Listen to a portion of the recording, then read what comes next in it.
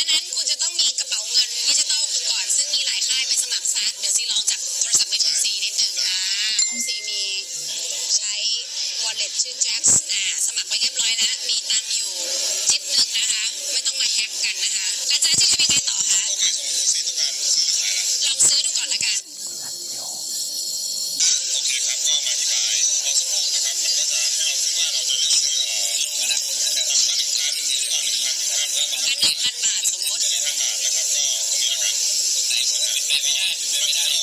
KYC ก่อนซึ่งตรงนี้เดี๋ยวเราจะใช้เวลานานผมบอกนิ้วผมเลยครับKYC แบบไม่ได้บ้างก็แล้วแต่ครับว่านี้ลงรับน้อยเลือกว่าเราจะใส่สายไหนลงรับเหรียญแล้วการแตกนะครับก็หลังจากนั้นก็ wallet คุณซีใส่เข้าไปเดี๋ยวผมเปย์ให้เลยตรงนี้เลยนะใช่ใส่เข้าไปอย่างนี้เป็น QR code ขึ้นตรงนี้นะคะใช่ดูก่อนนะว่า address ถูกต้องไหมค่ะมันอยู่ตรงนี่ไงข้างบน1 เดี๋ยวดี address ของซีเหมือนเป็น URL เว็บใส่เงินเข้าไปนะค่ะโอเคครับใส่เงินเข้าไปง่ายๆอย่างนี้เลยนะใช่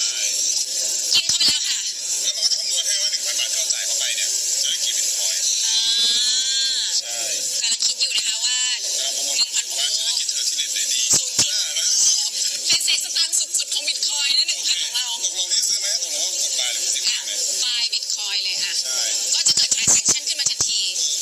บิตคอยน์นะครับก็จะถูกโอนมาไว้ในมือถือคุณซีใช่กดปริ้น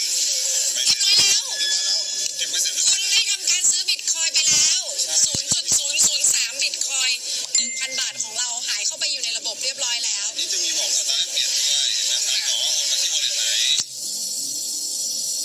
สิขอลองหายดูแล้วกันนะจากบิตคอยน์จำนวนน้อยมากที่ซีมีอยู่นะคะเซลค่ะสะดวกมากเลยเนาะก็โอเคงั้นต่ำกว่าเพราะมันมีแค่200 กว่าบาทใช่สมมติเราขายตั้ง200ดูขาย200 บาทโอเคแล้วก็โอนมา0.00425อันนี้เป็นมีมากกว่านั้นเลยนะกดเซลครับ